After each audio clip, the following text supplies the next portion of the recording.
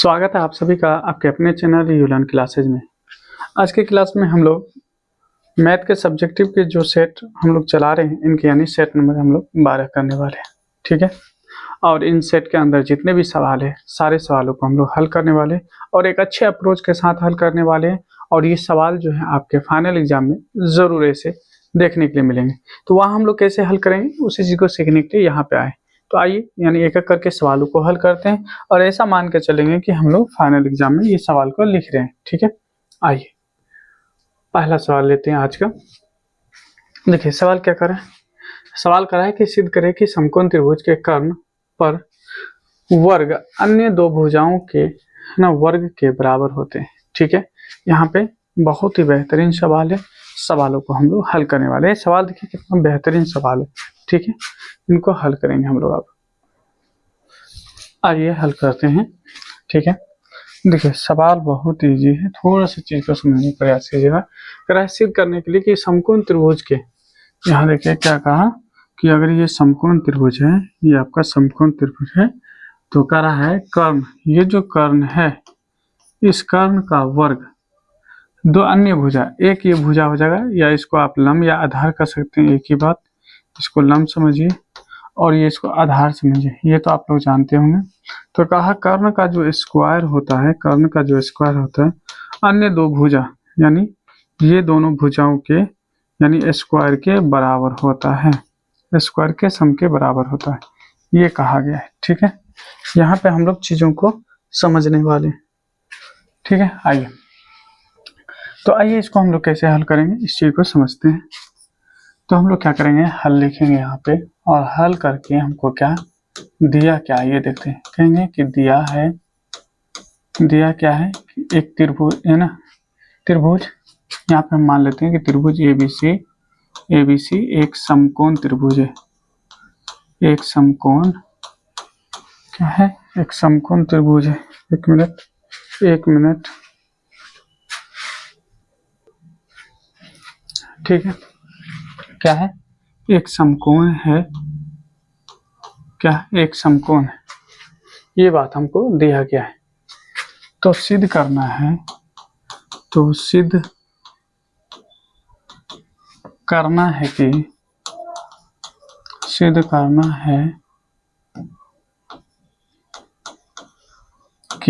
सिद्ध क्या करना है, इस बात पे हम लोग फोकस करेंगे। क्या करेंगे, इस बात पे फोकस करेंगे कि हम लोग को सिद्ध क्या करने के लिए कह रहा है। सिद्ध करने के लिए ये कह रहा है कि अगर एक त्रिभुज ABC है, ध्यान दीजिएगा, ये एक ट्रायंगल है और ये ABC है, और मान लीजिए अगर ये राइट एंगल ट्रायंगल है, तब कहता है सिद्ध करना है कि AC का जो स्क्वायर होगा AB के स्क्वायर और BC के स्क्वायर के वर्ग के बराबर होगा। ये बात कहा जा रहा है, बिल्कुल कहा जा रहा है। चलिए ठीक है, अब हम लोग जो है थोड़ा सा क्या करते हैं, यहाँ से आगे बढ़ते हैं, थोड़ा सा रचना करना होगा इसमें। रचना क्या करेंगे, कहेंगे BD लंब AC पर डालना। क्या करेंगे, यहाँ पर अगर इस चीज को देख पा रहे होंगे तो आप इसे रिलेट कर पाएंगे। ये जो AC है, इस पर क्या किए हम, B से D एक लंब डाल दिए। क्या डाल दिए, एक लंब डाल दिए, ठीक है। ये इधर 90 है, तो ये याद रखेंगे, ये भी एक 90 डिग्री होता है। क्या होता है, 90 डिग्री होता है, ये हम यहाँ पे डाल दिए। अब जब हम प्रूफ करेंगे, जब हम लोग है ना प्रूफ करने की बात करते हैं, तो हम क्या कहेंगे कि एक ट्रायंगल ले रहे हैं हम। देखिए ट्रायंगल का नाम क्या है, किस ट्रायंगल के बारे में बात कर रहे हैं, तो ट्रायंगल के बारे में हम बात कर रहे हैं, ध्यान दीजिए। ट्रायंगल कौन सा, BDC, हम इस ट्रायंगल के बारे में बात कर रहे हैं, ठीक है। हम इस ट्रायंगल के बारे में बात कर रहे हैं, क्या, BDC एवं, है ना, एवं क्या हो जाएगा, एवं हम ले रहे हैं बड़े वाले ट्रायंगल ABC, ट्रायंगल ABC। अगर इसमें देखेंगे तो हम जानते हैं, हम क्या करते हैं, हम जानते हैं कि हम जानते हैं कि ये जो दो ट्रायंगल दे रखा है, ये दो ट्रायंगल दे रखा है, कौन कौन सा ट्रायंगल, यानी ट्रायंगल BDC, और ये सिमिलर होगा ट्रायंगल ABC के। ABC के ये क्या होंगे, सिमिलर होंगे। क्या होंगे, सिमिलर होंगे।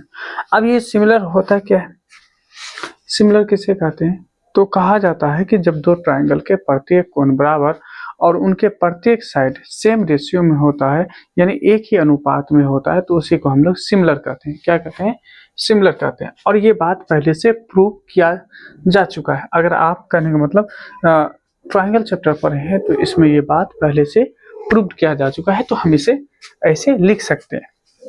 अब देखिए अगर ये सिमिलर है तो इसका जो साइड होगा वो सेम रेशियो में होगा। साइड जो होगा सेम रेशियो में होगा। तो कौन कौन सा साइड यानी सेम रेशियो में होगा, तो देखिए थोड़ा सा ध्यान दीजिएगा। अगर आप देख पा रहे हैं कि ये साइड इस पर 90 डिग्री बना रहा है, अगर ये हम इस साइड के बारे में हम बात कर रहे हैं, इसके बारे में बात कर रहे हैं, जिस पे हम यहाँ पे मार्क लगा रहे हैं, थोड़ा सा ध्यान दीजिएगा, शायद आपको विजुअल होगा। ये रेड कलर से जो कि ये अगर आपका परपेंडिकुलर, क्योंकि 90 डिग्री बना रहा है, ये अगर आपका परपेंडिकुलर है तो ये आपका बेस हो जाएगा। क्या हो जाएगा, बेस हो जाएगा। तो हम कौन से ट्रायंगल की बात कर रहे हैं, हम ट्रायंगल बात कर रहे हैं BDC में। BDC में जो D और C है, DC है, हम जो D एंड C की बात कर रहे हैं, ये इसका क्या है, ये इसका बेस है। किसका बेस है, ये BDC का। ये जो ट्रायंगल, अगर हम इस ट्रायंगल को ऐसे खड़ा कर दें, यानी इसी ट्रायंगल को हम खड़ा कर रहे हैं, है ना, इसी को हम ऐसे खड़ा कर रहे हैं, तो ध्यान दीजिएगा। ठीक है, ये आपका B है, ये आपका D है, ये आपका B है, ये आपका D है, ये C। तो ध्यान दीजिएगा, ये जो D एंड C है यानी DC है, ये DC इसका क्या है, बेस है। ये इसका क्या है, बेस है। ये हाइपोटेन्यूज है। अब देखिए, क्योंकि ये छोटे वाले ट्रायंगल में है, किसमें है, छोटे वाले ट्रायंगल में, तो बड़े वाले ट्रायंगल जो ABC है, ये जो ABC है, ABC, इसमें आधार क्या है, तो इसमें आप आधार देखेंगे कि इसका जो आधार है ये है, बड़े वाले ट्रायंगल का आधार क्या है, B एंड C है। क्या है, देखिएगा यहाँ पे B एंड C है, तो हम इसके रेशियो में लिखेंगे। साथ ही साथ ये देखिए 90 डिग्री है, ये है 90 डिग्री, और 90 डिग्री के सामने वाला जो साइड होता है, 90 डिग्री के सामने वाला जो साइड होता है, ये इसका क्या कहलाता है, ये इसका कहलाता है कर्व। क्या कहलाता है, कर्व। तो छोटे वाले ट्रायंगल के लिए, यानी इस ट्रायंगल के लिए अगर आप देखेंगे तो ये हमारा कर्व है। ये क्या है, कर्व, यानी BC क्या है, हमारा कर्व है, BC। अच्छा, बड़े वाले ट्रायंगल के लिए कर्व कौन होगा, तो बड़े वाले ट्रायंगल के लिए AC होगा। क्या होगा, AC होगा। याद रखिएगा, ये AC होगा, ये तो हम लिखेंगे AC। अब दोनों को क्रॉस मल्टीप्लाई कीजिए, क्रॉस मल्टीप्लाई करेंगे, ध्यान दीजिएगा, क्रॉस मल्टीप्लाई करेंगे। तो अगर हम यहाँ से, या इसको ऐसे किसी के साथ भी जा सकते हैं हम, अगर DC को मल्टीप्लाई कर रहे हैं किससे, AC से, तो AC होगा। बराबर में BC को BC से मल्टीप्लाई करेंगे तो BC स्क्वायर होगा। इसको इक्वेशन हम लोग कुछ भी मान सकते हैं, हम A मान लें। ठीक है, नो डाउट, यहाँ पे कोई दिक्कत की बात नहीं होगा। फिर हम क्या कर रहे हैं, यहाँ पे फिर अगर ध्यान थोड़ा सा देंगे तो आपको पता चल रहा होगा कि एक ट्रायंगल और है। छोटे वाले ट्रायंगल की बात कर रहे हैं, ये बात कर रहे हैं, ये दूसरा कलर से दिखा रहे हैं, थोड़ा सा है ना, बड़ा करके दिखा रहे हैं। ये जो आप देख रहे हैं BDA, ये एक छोटा वाला ट्रायंगल है। क्या है, ये छोटा ट्रायंगल है, ये।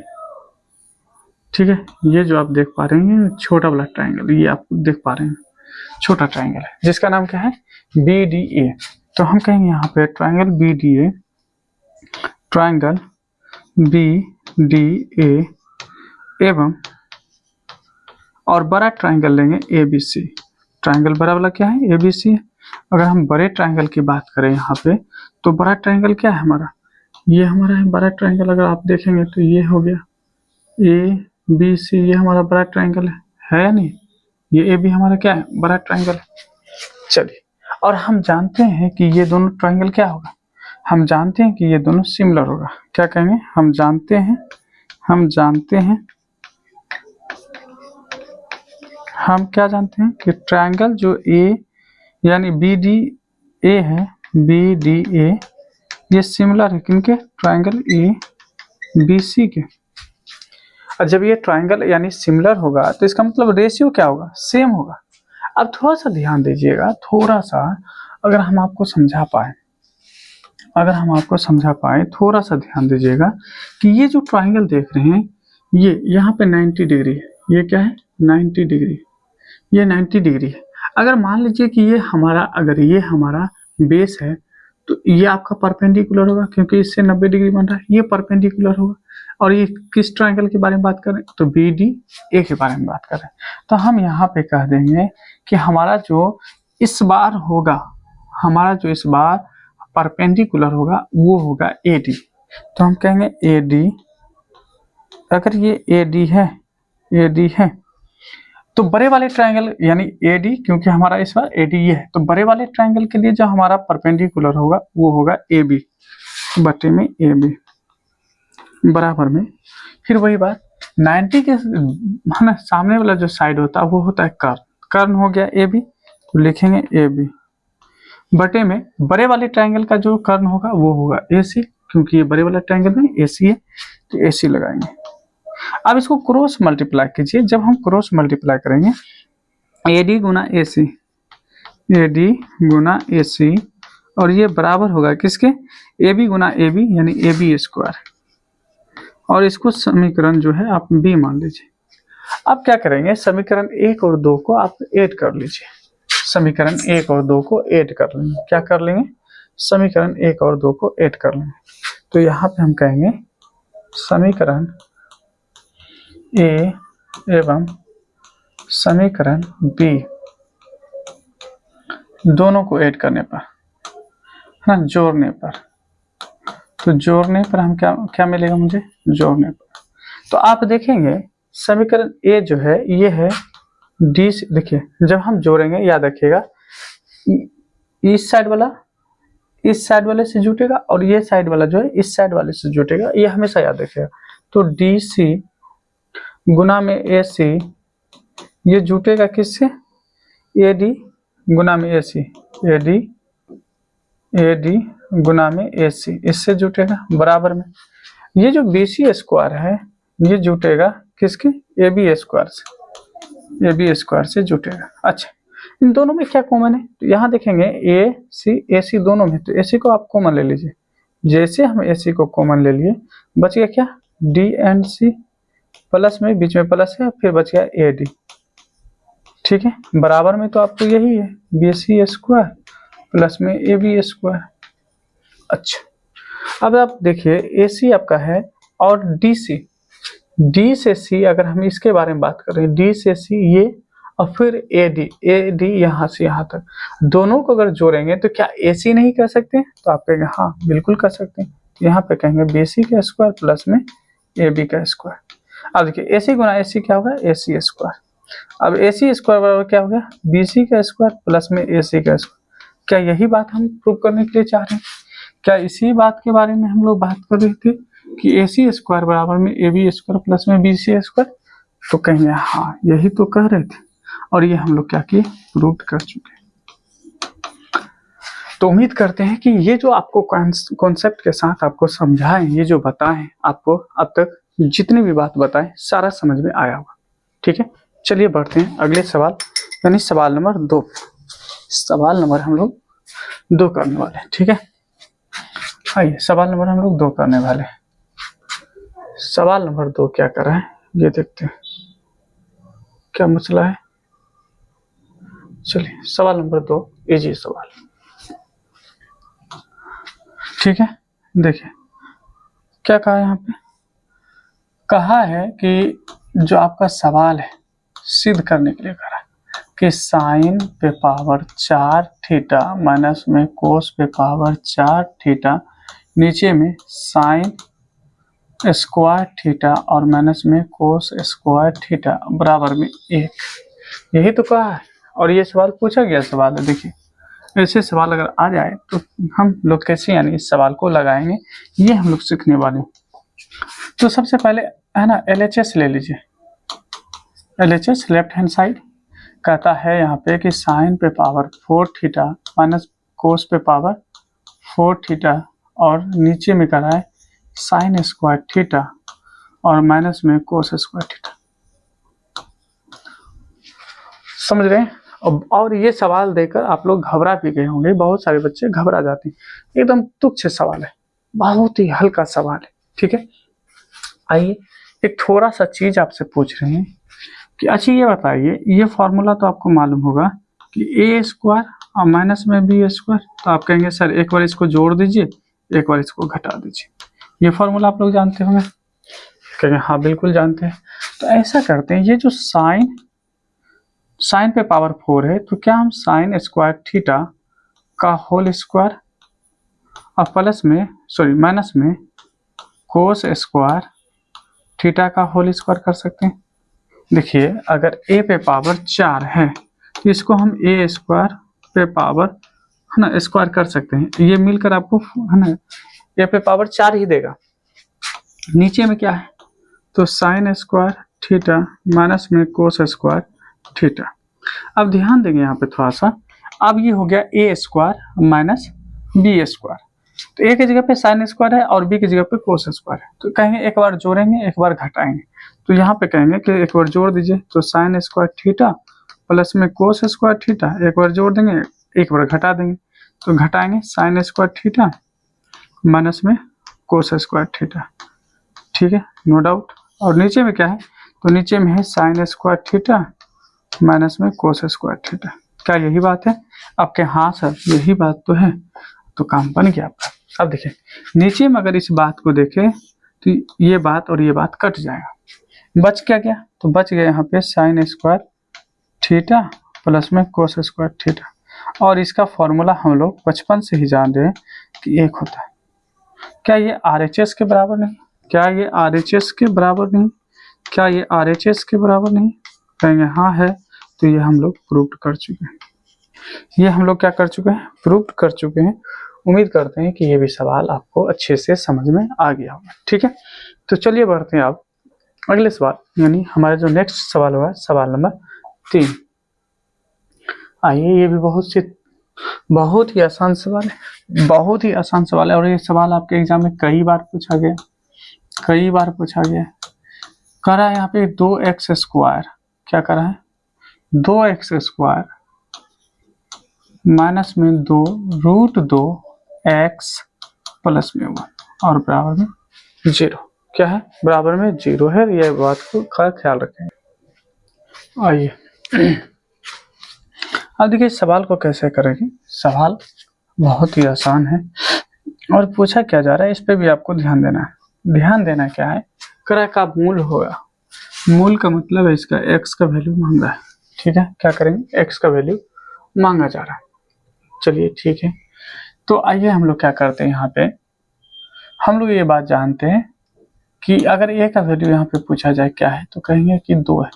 अगर b का वैल्यू क्या है, तो कहेंगे 2 माइनस रूट 2 है, ठीक है। और c का वैल्यू पूछे तो कहेंगे 1 है। तो d निकाल लेते हैं, विवेचक, d का मतलब विवेचक। विवेचक क्या होता है, b का स्क्वायर माइनस 4ac होता है, आप कहेंगे हाँ होता है। तो b का वैल्यू क्या है, माइनस 2 रूट 2, इसका होल स्क्वायर माइनस में 4 इंटू a का वैल्यू क्या है 2 और c का वैल्यू क्या है 1। यहाँ पे अगर माइनस स्क्वायर से माइनस माइनस प्लस होगा और 2 दूना 4, क्या होगा 2 दूना 4 और रूट का स्क्वायर 2 होता है, माइनस 4 दूना 8, ये भी हो जाएगा आपको 8 माइनस 8, यानी डी का वैल्यू आ गया 0। डी का वैल्यू क्या आ गया 0, डी का वैल्यू 0 आ गया। अब आइए इसका अगर हम लोग मूल ज्ञात करेंगे, तो मूल ज्ञात करने के लिए हम लोग फॉर्मूला लगाते हैं, है ना। क्या लगाते हैं, x बराबर में minus b plus minus root under D upon 2a। ये बात आप लोग जानते होंगे। आइए यहाँ पे क्या करेंगे, माइनस का माइनस और b की जगह पे क्या लगाएंगे, b की जगह पे क्या है, तो b की जगह पे देखेंगे माइनस प्लस माइनस 2 रूट 2 है, ठीक है। उसके बाद plus minus root under D का वैल्यू 0 बटे में 2 इंटू ए का वैल्यू क्या है 2, तो 2 लगा दीजिए। अब देखिए माइनस गुना माइनस प्लस, तो हो जाएगा 2 रूट 2 और ये तो 0 ही हो गया, तो 0 हो गया तो 0 का कोई वैल्यू नहीं होता है, यहाँ पे 4 रखें। 2 से अगर काटें तो ये 2 बार में कट जाएगा, 2 दूना 4। तो यहाँ पे जो हमारा वैल्यू आ गया √2/2, ये हमारा क्या है, x का वैल्यू। और क्योंकि d हमारा यानी 0 के बराबर था, तो क्योंकि x का वैल्यू 2 बार आएगा तो दोनों क्या आएगा, सेम ही आएगा। तो हम कह सकते हैं कि x बराबर में क्या आ जाएगा, √2/2। और इसी को आप 2 बार लिख सकते हैं, और ये हमारा क्या है, आंसर है। यही हमारा क्या है, मूल है। तो द्विघात यानी समीकरण का जो मूल था वो आ गया आपको, है ना, क्या, √2/2, ये 2 बार आ गया। या इसी को और अगर हम काटते ऐसे भी लिख सकते थे, 1/√2, 1/√2। खैर इतना ही रहने दीजिए, इससे कोई फर्क नहीं पड़ता। आइए अगले सवाल की तरफ। सवाल नंबर 4 देखेंगे। एपी का सवाल है, बहुत ही जबरदस्त सवाल है, आसान सवाल, और आपके एग्जाम में पूछा जाता है। अगर यहाँ पे देखें तो दिया क्या है एपी में, एपी में दे रखा है कि 10 है, 7 है, 4 है, एंड सो ऑन है, ठीक है। और पूछा जा रहा है कि, है ना, 30वां पद क्या होगा, 30वां पद क्या होगा। तो 30वां पद क्या होगा, तो इनके लिए जब हम हल करेंगे तो हल में हम लोग क्या करेंगे, देखेंगे कि प्रथम पद क्या है। अगर हम प्रथम पद के बारे में बात करें, प्रथम पद दिया कितना है, प्रथम पद को 1 कहते हैं, और ये दे रखा है 10। सार्वांतर निकालेंगे, सार्वांतर, तो सार्वांतर जो है यानी जिसको डी कहते हैं, तो डी निकालेंगे। डी क्या होता है, दूसरी वजह से पहले वाले को घटा लेना। तो 7 में से 10 घटाएंगे तो आ जाएगा डी का वैल्यू -3। कितना आ जाएगा, -3। अब कर रहा है 30वां पद, 30वां पद कर रहा है, तो 30वां पद A30 या T30 भी कह सकते हैं। 30वां पद होता है, आप जानते हैं, इसको लॉन्ग में अगर बनाना चाहते हैं तो कहेंगे कि 30वां पद यानी n बराबर में 30 का रहा है। 30वां पद क्या होगा, यानी A30 कितना होगा, A30 कितना होगा, इसको थोड़ा सा हम लॉन्ग बना रहे हैं, ठीक है, शॉर्ट में भी हो जाएगा। तो हम लोग जानते हैं कि an का फॉर्मूला होता है यानी an बराबर में a + n-1 इंटू में d। उसके बाद कहेंगे क्योंकि a 30 हमको मालूम करना है, तो a का वैल्यू कितना है, a का वैल्यू 10 प्लस में n का वैल्यू 30 -1 इंटू d का वैल्यू कितना है, तो -3। कहेंगे कि 10 है ना, प्लस -29 गुना में -3, यहाँ पे कहेंगे 10 प्लस गुना माइनस, -29 या 87, और उसमें से 10 घटाएंगे तो मिल जाएगा आपको कितना, -77। कितना होगा, -77। हम कहेंगे यहाँ पे अतः 30वां पद -77 है। क्या है, -77। और इस तरह से हम लोग क्या करते हैं, इसका आंसर निकाल लेते हैं। इस तरह से हम लोग क्या करते हैं, इसका आंसर निकाल लेते हैं, ठीक है। तो बताइए कैसा रहा, है ना आसान, बहुत ही आसान है, और हम इसका आंसर निकाल चुके हैं, ठीक है। आइए अगले सवाल की ओर बढ़ते हैं। अगला सवाल देखिए क्या है, सवाल नंबर यानी 5 कह रहा है, उस गोले का पृष्ठीय क्षेत्रफल ज्ञात करें। क्या करा है, पृष्ठीय क्षेत्रफल ज्ञात करें जिसका जो है व्यास 14 सेंटीमीटर। अच्छा, एक बात आपको बता दें, गोला एकमात्र ऐसा यानी 3D फिगर है, गोला बोला है ना, गोला बोला है, गोला एकमात्र ऐसा 3D फिगर है जिसका वक्र पृष्ठीय क्षेत्रफल या आपसे पूछ दे संपूर्ण पृष्ठीय क्षेत्रफल, ये दोनों जो होता है इसका सेम होता है। पृष्ठीय क्षेत्रफल जो होता है, एरिया जो होता है इसका क्षेत्रफल, दोनों का जो क्षेत्रफल होता है सेम होता है, दोनों का क्षेत्रफल जो होता है सेम होता है, यानी 4πr² होता है। क्या होता है, 4πr² होता है। तो याद रखिएगा, यहाँ पे जब हम हल करेंगे तो कहेंगे यहाँ पे कि व्यास दिया है, क्या दिया है, तो व्यास यानी d दे रखा है, और d का वैल्यू दिया है 14 सेंटीमीटर, और कह रहा है यहाँ पे कि इसकी त्रिज्या क्या होगा। अगर हम त्रिज्या निकालें तो त्रिज्या यानी r जो होता है व्यास की आधी होती है, व्यास की क्या होती है, आधी होती है। तो यहाँ से r निकाल लिए, यानी 14 का आधा, यानी आ जाएगा r बराबर में 7 सेंटीमीटर। अब जैसे कहेंगे कि गोले का पृष्ठीय क्षेत्रफल, तो यहाँ पे लिखेंगे गोले का पृष्ठीय क्षेत्रफल ये होगा कितना, तो 4 पाई आर स्क्वायर के बराबर होता है। ठीक है, ये आपका रफ है, आप ध्यान दीजिएगा। 4 इंटू पाई का वैल्यू 22/7, आर स्क्वायर, आर है 7, तो 7 को 2 बार लिखिए, तो 7 को 7 से काट देंगे, ये हो जाएगा 88 गुना 7 बचेगा। इस 22 को हम 4 से गुना कर दिए थे। 7 8 56, 5 7 8 56, 5 61, ये आपका जो है स्क्वायर सेंटीमीटर स्क्वायर आ जाएगा, यानी 616 सेंटीमीटर स्क्वायर आ जाएगा इस गोले का पृष्ठीय क्षेत्रफल। तो आज की वीडियो में यानी हम 5 सवाल, क्योंकि पूरे सेट में यानी हम लोग 5 सवाल लाते हैं और 5 सवाल आपको बता दिए, तो आप कमेंट के जरिए से बताएंगे कि आज का सवाल कैसा रहा और आप इससे कितना आपको मदद मिला। ठीक है, यहाँ तक आ गए हैं तो वीडियो को एक बार लाइक कर लीजिएगा, अगर चैनल पर नहीं होंगे तो सब्सक्राइब जरूर कर लीजिएगा। मिलते हैं नेक्स्ट वीडियो में।